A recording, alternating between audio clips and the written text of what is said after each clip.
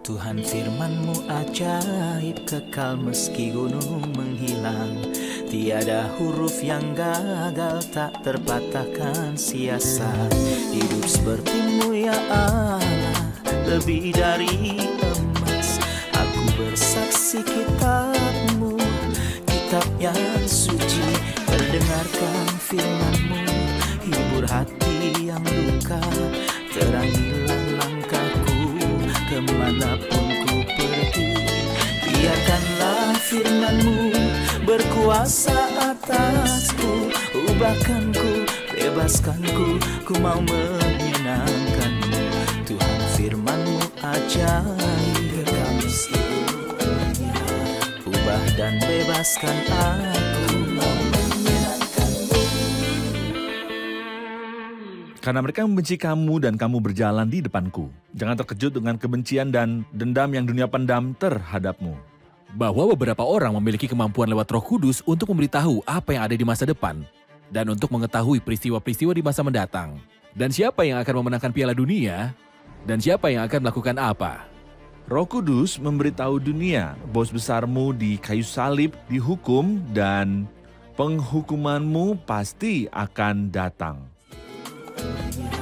Ubah dan bebaskan aku, mau menyenangkan-Mu. Salam jumpa pemirsa terkasih, saya menyambut Anda sekalian dimanapun Anda berada dalam episode terbaru program studi harian kita, Semua Kitab Suci. Saya berdoa dengan segenap hati saya supaya program ini bisa menjadi berkat sejati bagi Anda. Kita telah sampai dalam studi kita di Injil Yohanes pasal yang ke-16. Hari ini kita akan mulai dengan ayat 1 sampai 15. Untuk memulai, izinkan saya menyambut tamu kehormatan di studio, hamba Tuhan Yosef Riyad. Selamat datang Saudara Yosef. Selamat datang Saudara Riyad. Sebuah kehormatan. Tuhan berkatimu. Juga para hadirin yang telah hadir di studio, selamat datang. Tuhan memberkati. Saudara Yosef, mohon berikan gagasan utama tentang pasal 16. Pasal 16 adalah sebuah kelanjutan dari pembicaraan di ruang atas yang Kristus mulai dari pasal 13. Bagian terakhir di dalamnya. Setelah itu tibalah pasal 14, 15, dan 16 yang mewakili bagian yang lebih besar dari percakapan ini.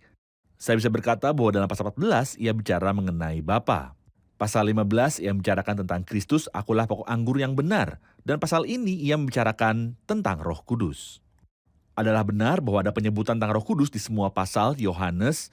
Pasal 14 berbicara kepada kita tentang Roh Kudus yang melaluinya kita dipenuhi dengan Kristus yang menghubungkan kita dengan Kristus. Yohanes pasal 15 berbicara tentang Roh Kudus yang melalui Dia kita menunjukkan Kristus dan bersaksi bagi Dia.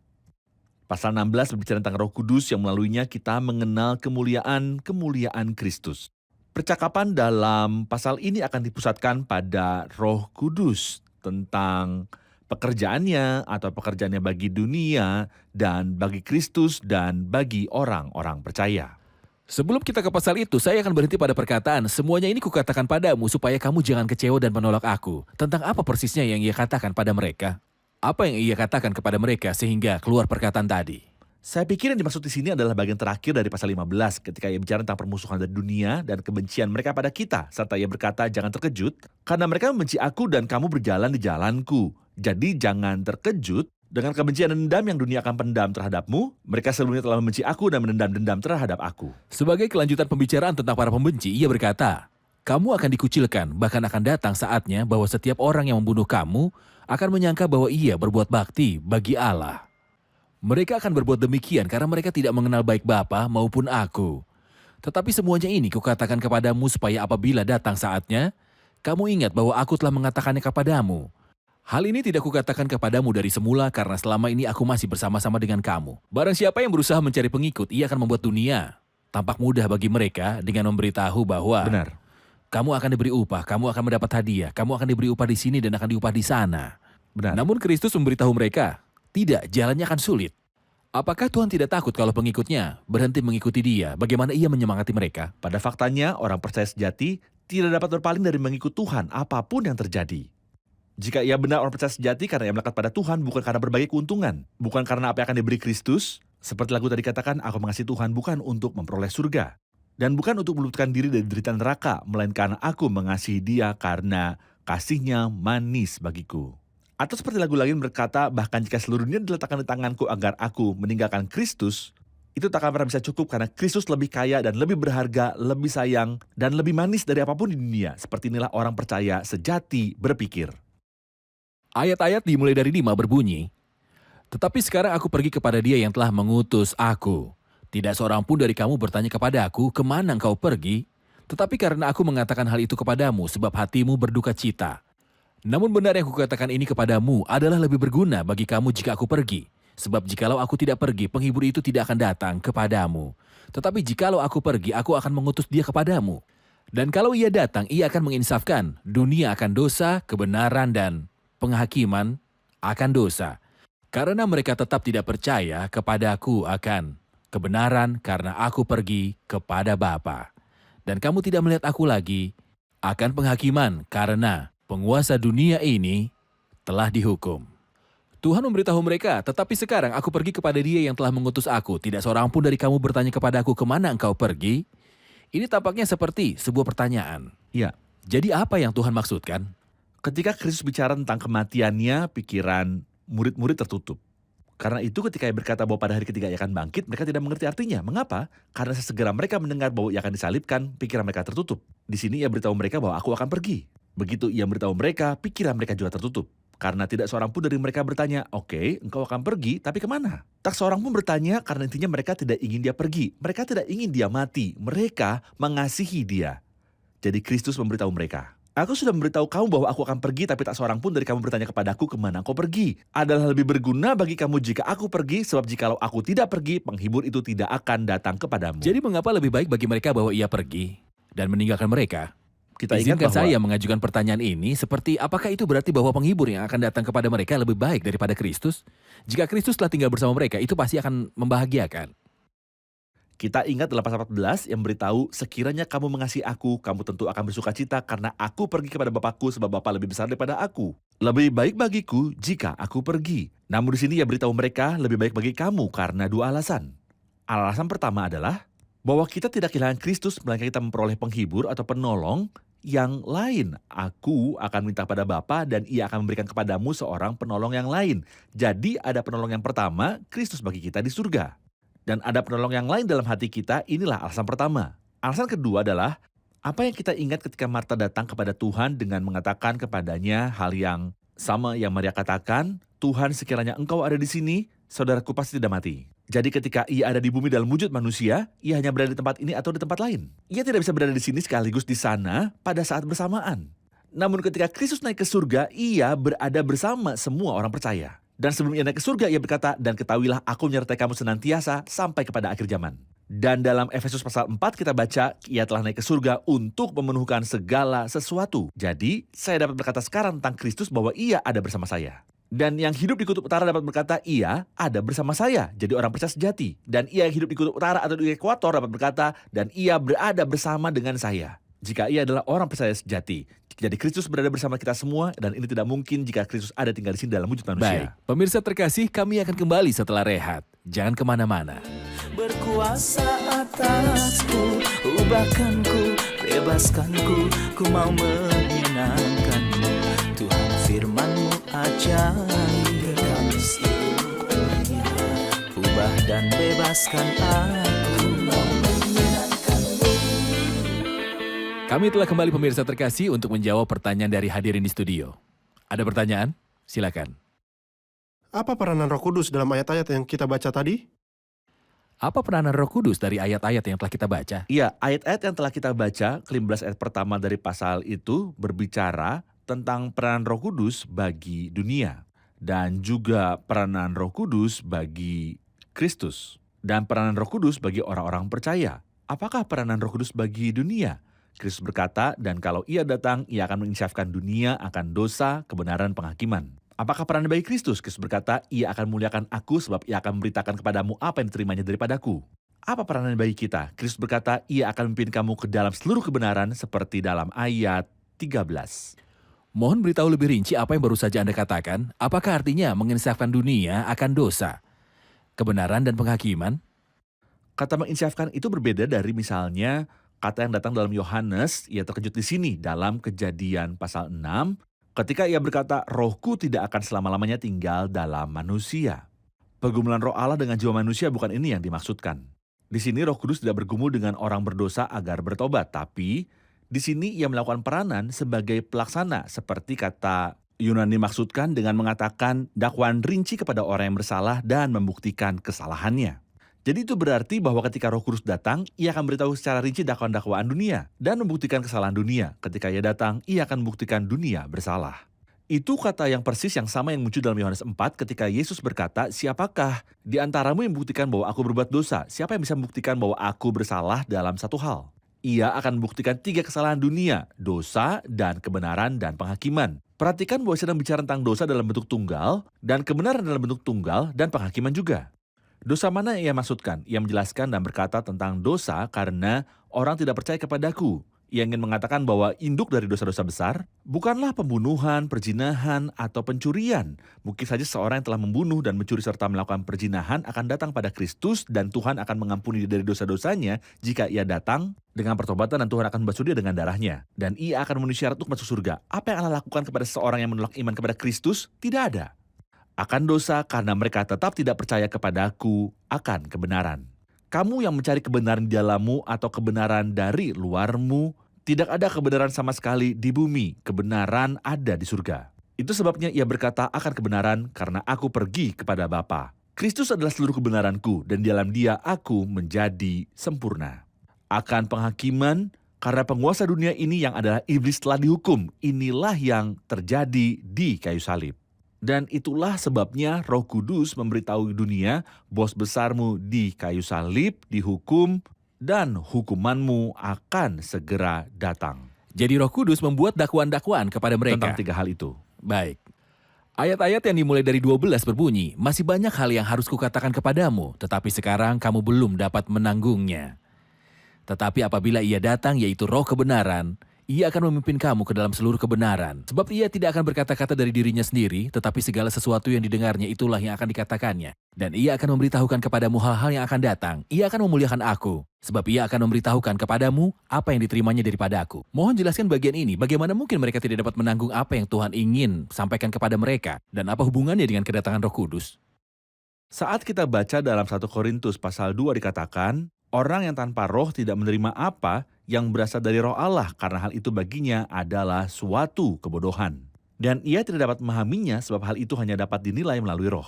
Artinya bahwa tanpa menerima Roh Kudus, hal-hal yang dari Allah menjadi teka-teki bagi kita. Kita memerlukan Roh Kudus untuk tinggal di dalam kita sehingga kita dapat menerima pewahyuan ilahi. Dan itu sebabnya Kristus bukannya murid-murid kurang pandai daripada kita. Maksud saya bukan kita memahami berbagai hal dan mereka tidak. Ini bukan maksud saya.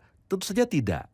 Karena Roh Kudus pada saat itu tidak tinggal dalam mereka. Namun ketika Kristus mati dan bangkit setelah naik ke surga, lalu Roh Kudus turun. Mereka memahami banyak hal. Kristus memberitahu mereka apa yang ia maksudkan ketika ia mengatakan banyak hal yang ia ingin katakan. Misalnya tentang apa yang kita bicarakan 2 atau 3 episode yang lalu tentang pembasuhan kaki. Itu berarti bahwa firman Allah memberikan hidup. Bagaimana mereka dapat mengetahui arti ini? Ketika Roh Kudus datang, mereka paham apa yang dimaksud dengan air adalah firman Allah. Dan yang dimaksud dengan memiliki bagian dengan Kristus adalah persekutuan dengannya. Dan tanpa memiliki bagian dengan dia, tanpa mempraktikkan kekudusan, kita tidak punya persekutuan dengan Kristus. Mereka memahami hal ini dengan datangnya Roh Kudus. Namun ketika Kristus dalam wujud manusia, mereka tidak memiliki kemampuan untuk memahami. Ketika dikatakan ia akan memberitakan kepadamu hal-hal yang akan datang, apakah ini berarti bahwa beberapa orang mempunyai kemampuan melalui Roh Kudus untuk memberitahukan hal-hal yang akan datang dan untuk mengetahui peristiwa-peristiwa yang akan datang, dan siapa yang akan memenangkan Piala Dunia dan siapa yang akan memenangi pemilu? Apakah begitu? Tentu saja tidak. Ayat-ayat ini adalah bagian dari suatu khotbah secara menyeluruh di ruang atas dalam pasal 14, di mana ia berkata tentang Roh Kudus. Ayat 26, akan mengingatkan kamu akan semua yang telah kukatakan kepadamu. Pasal 15 ayat 26 berkata, tetapi kamu juga harus bersaksi. Ayat 26 pasal 14 digenapi dalam kitab-kitab Injil. Ayat 26 pasal 15 digenapi dalam Kisah Para Rasul. Dalam ayat 13 dari pasal kita, ia akan memimpin kamu ke dalam seluruh kebenaran. Digenapi dalam surat-surat dan ayat yang berkata, ia akan memberitakan kepada kamu hal-hal yang akan datang. Digenapi dalam kitab Wahyu. Jadi kitab Wahyu bicara tentang apa yang harus terjadi setelah itu. Lalu Roh Kudus sungguh-sungguh memberitahu kita ketika ia datang. Ia tidak menunggu saya untuk datang dan memberitahu saya, tidak. Tapi begitu ia datang, ia menginspirasi para rasul. Dan mereka menulis surat-surat bagi kita. Mereka menulis kitab-kitab Injil bagi kita. Dan mereka menulis kitab Wahyu bagi kita. Lalu kita mengerti apa yang telah Kristus katakan bahwa kita mengetahui seluruh kebenaran dan kita tahu hal-hal yang akan datang. Dan ia memberi kita kepastian tentang apa yang akan menanti Benar. kita. Benar. Ya. Selanjutnya Kristus berkata, ia akan memuliakan aku sebab ia akan memberitakan kepadamu apa yang diterimanya daripada aku. Segala sesuatu yang Bapa punya adalah aku punya. Sebab itu aku berkata, ia akan memberitakan kepadamu apa yang diterimanya daripada aku. Mohon komentar Anda. Ayat ini adalah sebuah tes yang hebat bagi semua kesesatan yang telah banyak tersebar dalam kekristenan dan dianggap berasal dari Roh Kudus. Dan segala yang aneh yang terjadi mereka kaitkan pada Roh Kudus. Di sini Kristus memberi kita sebuah tes yang luar biasa. Roh Kudus memuliakan Kristus, ia akan memuliakan aku. Jadi siapapun para penyesat itu, kita dapat mengetahuinya dari jauh bahwa mereka tidak memuliakan Kristus. Kita harus menegurnya bahwa mereka tidak berasal dari Roh Kudus. Roh Kudus tidak melakukan itu. Roh Kudus memuliakan Kristus. Ia datang dan pekerjaannya di dunia ketika itu berkenaan dengan Kristus adalah untuk memuliakan Kristus. Jadi ini sebuah tes yang hebat untuk menguji ajaran sesat yang banyak tersebar pada hari-hari ini. Bagian kedua dari ayat ini, segala sesuatu yang Bapa punya adalah aku punya. Itu sebabnya aku berkata, roh akan menerima dariku. Apa yang akan ia beritahukan kepadamu? Ini juga jika bukan demikian Kristus, bagaimana ia dapat berkata bahwa segala sesuatu yang Bapa punya adalah aku punya? Adakah seorang manusia dapat mengatakan bahwa segala sesuatu yang Allah punya adalah aku punya? Segala sesuatu yang Allah punya adalah aku punya? Bagaimana mungkin? Namun Kristus berkata, segala sesuatu yang Bapa punya adalah aku punya. Karena ia adalah seorang pribadi dalam Tritunggal. Itu sebabnya ia berkata, roh akan memberitakan kepadamu apa yang akan terimanya daripadaku, bukan mengambil apa yang menjadi milikku. Melainkan mengambil apa yang adalah milikku, apa yang akan ia sampaikan kepadamu. Mustahil bahwa ia akan menyampaikan kepada kita segala sesuatu yang adalah Kita milik tak akan Kristus. memahaminya. Kita tak akan paham karena kita masih dalam wujud manusia. Ini mempunyai sebuah gambaran simbolis dalam budak yang diutus untuk menyunting Ribka sebagai seorang tunangan bagi Ishak yang mengambil 10 unta yang dilimpahi dengan barang-barang dari Abraham. Tapi ia tidak membawa semua barang. Jadi, apakah ia membawa semua ke negeri asal Abraham untuk memperlihatkan kekayaannya pada Ribka? Ia mengambil 10 unta sebagai contoh. Dan begitu pula Roh Kudus membawa apa yang adalah milik Kristus. Baik, kita akan rehat sejenak dan kembali untuk menjawab pertanyaan hadirin. Pemirsa terkasih, kami akan kembali setelah rehat. Jangan kemana-mana. Berkuasa atasku, ubahkanku, bebaskanku, ku mau menyenangkanmu. Tuhan firman-Mu ajaib, kami setia. Ubah dan bebaskan aku, mau menyenangkanmu. Kami kembali pemirsa terkasih untuk menjawab pertanyaan dari hadirin di studio. Ada pertanyaan? Silakan. Apa maksudnya Roh Kudus sebagai pribadi dalam kealahan dan di mana kita bisa melihat keilahian Roh Kudus? Roh Kudus adalah pribadi dalam kealahan dan ia adalah Allah. Di mana bukti Alkitabiah yang mengatakan bahwa ia adalah seorang pribadi dalam kealahan? Kata pribadi dalam kealahan atau oknum, pertama artinya seorang pribadi. Oknum bukanlah kata Arab tapi dari bahasa Aram. Ini berarti seorang pribadi tanpa suatu bayangan, dan apa yang dimaksud di sini? Bahwa ia adalah pribadi yang berbeda namun tidak terpisah. Dan itu sebabnya kita menggunakan kata oknum yang tidak memiliki sebuah padanan kata dalam bahasa Arab. Jadi pribadinya, aku sebuah pribadi dan kamu sebuah pribadi. Namun aku terpisah darimu namun bagi ketiga pribadi dalam kealahan. Pribadi-pribadi tapi tidak terpisah, jadi pribadi Roh Kudus adalah sebuah pribadi yang berbeda dan ia adalah Allah. Mari mulai dengan dia sebagai Allah. Ya, ia adalah Allah karena ia mempunyai sebutan-sebutan ilahi. Bila kita melihat kisah para rasul 5, Petrus memberitahu Ananias, mengapa hatimu dikuasai iblis sehingga engkau mendustai Roh Kudus dan menahan sebagian dari hasil penjualan tanah itu? Engkau bukan mendustai manusia, tapi mendustai Allah. Jadi ini berarti bahwa ia adalah Allah. Dan dalam 2 Korintus 3 ayat 18 berbunyi, dan kita semua mencerminkan kemuliaan Tuhan dengan muka yang tidak berselubung, dan karena kemuliaan itu datangnya dari Tuhan yang adalah roh, maka kita diubah menjadi serupa dengan gambarnya. Dalam kemuliaan Itu adalah sebuah besar. sebutan dari Allah, nama Allah dan Tuhan. Benar, jadi dia adalah Ya. Allah dan Tuhan. Apakah ia melakukan tindakan-tindakan ilahi? Ya. Apakah ia mencipta? Ya. Roh telah membuat aku dan nafas yang maha kuasa membuatku hidup. Ayub pasal 3. Atau apabila engkau mengirim rohmu, mereka tercipta dan engkau memperbarui muka bumi. Mazmur 104. Atau rohlah yang memberi hidup. Kita membaca dalam Yohanes 6, jadi roh memberi hidup. Jadi menciptakan dan memberi hidup adalah perbuatan-perbuatan ilahi. Karena itu, Roh Kudus adalah Allah, ya. Ia memiliki nama Allah dan nama Tuhan dan ia melakukan perbuatan-perbuatan ilahi. Ia memiliki atribut-atribut ilahi. Roh memiliki segala sesuatu. Bahkan hal-hal yang tersembunyi dalam diri Allah, jadi ia maha tahu. Roh Kudus bukan sebuah efek seperti dikatakan dalam ajaran-ajaran sesat bahwa ia adalah sebuah efek seperti ombak, seperti cahaya. Bukan, Roh Kudus adalah sebuah pribadi. Orang bisa berdusta kepadanya. Tidak, di sini dalam ayat yang kita baca, ia mendengar, ia berbicara, efek dan cahaya tidak mendengar ataupun berbicara. Pasal ini berkata, ia tidak akan berbicara dari dirinya sendiri. Ia hanya akan mengatakan apa yang ia dengar dan ia akan memberitahu. Jadi ia adalah sebuah pribadi yang mendengar dan berbicara. Seorang pribadi yang bisa didustai. Ini menandakan bahwa ia bukan sekedar sebuah efek atau kekuatan, namun ia adalah sebuah pribadi ilahi. Ia adalah Allah. Dan kita percaya bahwa Allah adalah Bapa, Anak, dan Roh Kudus. Dan karena kita sedang membicarakan tentang pribadi Roh Kudus dan tentang keilahiannya, jadi ia adalah sebuah pribadi yang ilahi. Ya. Dapatkah saya selalu berkata bahwa Roh Kudus adalah pribadi ketiga dari keilahian dalam Sebuah susunan ekspresi. Bapa dan Anak dan Roh Kudus, dan Roh Kudus selalu sebuah ekspresi yang berada di posisi ketiga. Sebuah ekspresi yang umum dan tidak akurat, karena pertama kita tidak dapat berkata ketiga kecuali kita bersandar pada urutan dalam Matius 28, bab telah mereka dalam nama Bapa dan Anak dan Roh Kudus. Tapi jika misalnya saya melihat ke doa syukur yang disebut doa kerasulan, kasih karunia Tuhan Yesus Kristus dan kasih Allah dan persekutuan Roh Kudus. Sekarang Anda dapat berkata bahwa Roh Kudus selalu disebut yang terakhir. Mari kita lihat dalam Efesus 4 ayat 4, 5, dan 6. Satu roh. Lalu dalam ayat 5, satu Tuhan. Dan dalam ayat 6, satu Allah. Jadi roh disebut yang pertama kali, Anak di urutan kedua, dan Bapa di urutan ketiga. Jadi tidak ada urutan. Itu adalah sebuah kesalahan yang umum. Saya ingin mendengar dari Anda tentang peranan Roh Kudus dengan orang-orang percaya. Anda sudah memberitahu bahwa salah satu pekerjaan Roh Kudus di dunia adalah bahwa ia akan menginsafkan dunia akan dosa, kebenaran, dan penghakiman. Sekarang saya minta Anda untuk menjelaskan, misalnya tinggalnya Roh Kudus. Mohon bicara kepada kami tentang roh sebagai urapan dan tentang apa yang disebut dipenuhi Roh Kudus. Bila kita dapat dalam beberapa menit saja memberikan sebuah definisi untuknya. Misalnya urapan. Itu berasal dari peristiwa ketika Kristus diurapi. Bukan hanya Kristus diurapi, tapi orang-orang Kristen juga diurapi.